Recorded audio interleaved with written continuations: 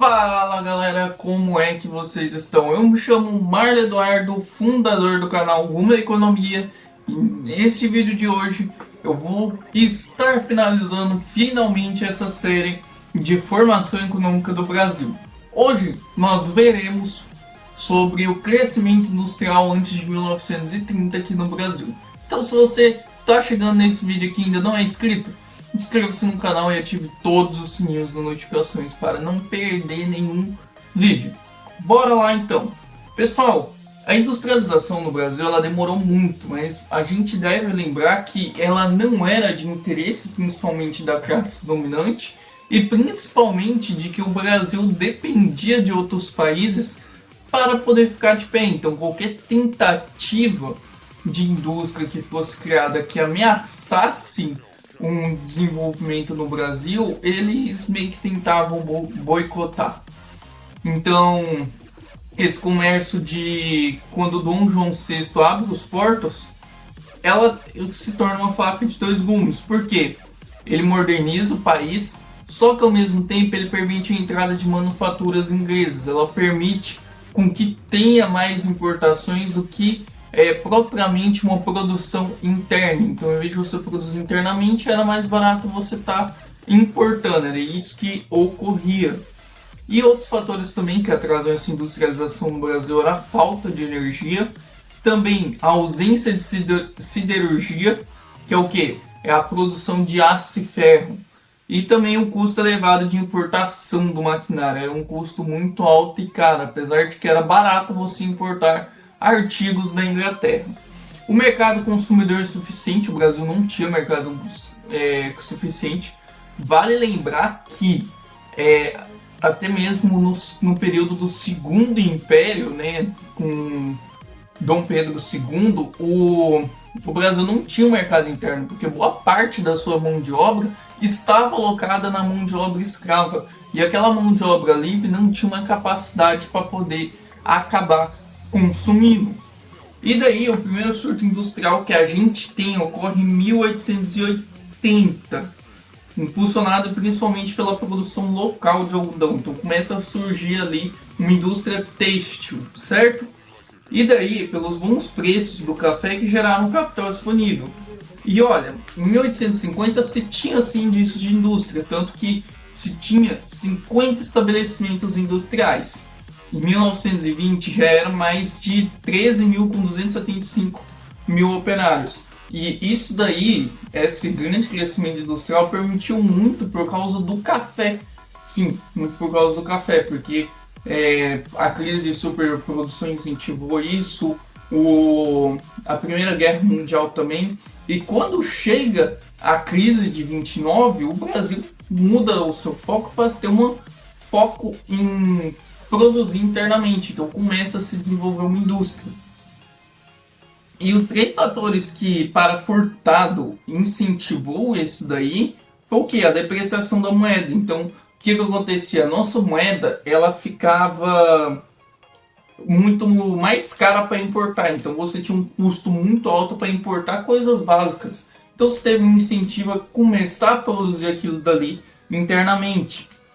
Disponibilidade de matérias-primas e baixo custo mão de obra.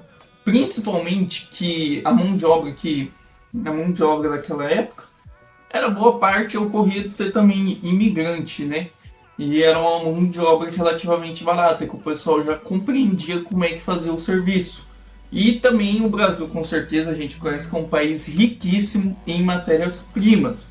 As tarifas alfandegárias que protegiam a indústria nacional, e essa indústria ela começou se concentrando em São Paulo. Então São Paulo foi o responsável por essa industrialização e até hoje permanece como um grande polo da industrialização no Brasil. E até mesmo certo, quando a gente compreende, a gente nota que as discrepâncias entre cada região, cada estado do país era absurdamente diferente. Você chega na região amazônica, era uma porcentagem mínima, assim, pequenininha, porque era um outro tipo de economia existente lá. Em São Paulo era uma, no Rio era outra. No Sul também começa esse desenvolvimento. Então por aí vai. E nesse caso, em 1907, São Paulo já correspondia a 15,9% da produção industrial. E daí eu chego aqui na parte da Primeira Guerra Mundial, que foi esse choque adverso, para poder permitir um incentivo maior à industrialização. Apesar de que o Brasil ele acabou focando naquele período em criar uma indústria de bens não duráveis. O que seriam bens não duráveis? Não seria bens que duram igual um celular, por exemplo, que celular você consegue ficar ele por uns 4 anos, mas quando você pega uma carne você não pode deixá-la guardada por esse tempo. Então a gente diz que isso é um bem não durável. Então nesse caso, o Brasil com menos produtos importados disponíveis começa a deslocar para o mercado interno, começa a desenvolver, com São Paulo, Rio de Janeiro e Minas expandindo. Aí nasce um setor, que é o setor de bens não duráveis da indústria, que é o quê? A indústria de congelados de carne. Então, antes da guerra, a produção era nula. Em 1918, exportava 600 mil toneladas. O sul do país, o Rio Grande do Sul, naquela época, Triângulo Mineiro, Mato Grosso, foram os principais polos desse tipo de indústria. Após a queda também, com a renda cafeeira, começou a ser migrada para a indústria. E nesse crash da bolsa, aqueles que chegaram a falir ou aqueles que ficaram de pé, viraram seus focos totalmente para a indústria. Certo? Então, olha só, entre 1920 e 28, a indústria nossa cresceu em média 3,3% ao ano, enquanto a paulista estava 6,6%, acima da média nacional. São Paulo estava crescendo. E daí, lá em São Paulo, começam a surgir os setores mais complexos, como metalurgia, química, materiais elétricos, a mecânica também. Aí, no período de 1920 a 1930 foi muito complicado, porque houve uma deflação violenta de 30%, uma crise elétrica, muitas indústrias chegaram a fechar, mas o parque criou uma capacidade ociosa fundamental na industrialização por substituição de importação após 1930. Então, começou o desenvolvimento industrial, estava indo tudo bem, tranquilo, mas chega num tempo que aquilo começa a querer se retrair. Mas já tem um bom ponto nisso, que o Brasil já estava um passo à frente de poder começar a sua industrialização. Aí a crise de 29 faz o seu serviço de vez e foca chegando Getúlio Vargas para substituir essas importações. Então esse crash que houve da especulação lá nos Estados Unidos, nesse caso, para o Brasil teve um grande impacto, com certeza, né?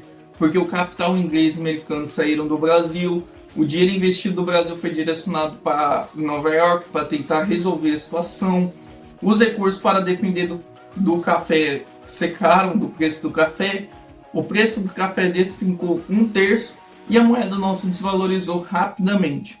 Então o país entrou também em um profundo desequilíbrio externo, um profundo desequilíbrio em sua relação cambial. Então nesse caso, a gente nota o quão decadente foi o modelo agroexportador para o Brasil e o quão dependente ele é.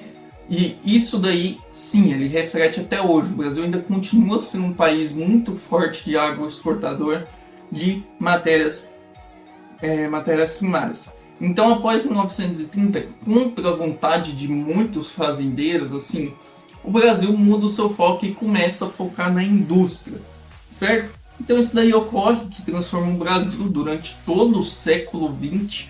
Então ocorre essa transformação aí, mas começou esse desenvolvimento bem tardio. Tem algumas explicações para isso. Geralmente joga-se na relação do escravo, que faz total sentido, porque não se formou um mercado interno, e que também tem algumas outras questões envolvidas, porque ocorreu de outros países, como a Alemanha, o Japão, se industrializarem tarde e conseguirem se tornar desenvolvidos. Então tem uma questão muito mais profunda do que o Brasil é subdesenvolvido.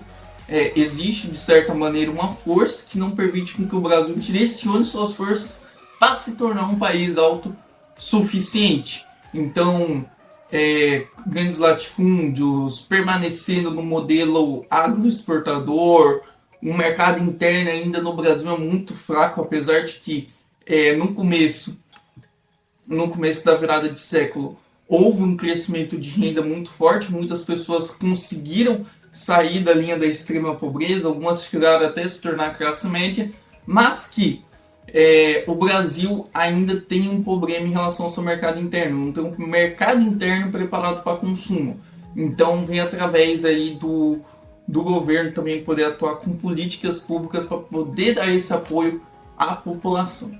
Mas, gente, eu finalizo esse vídeo aqui. Foi o que a gente estudou, o que eu estudei junto com meus colegas nessas 5 unidades.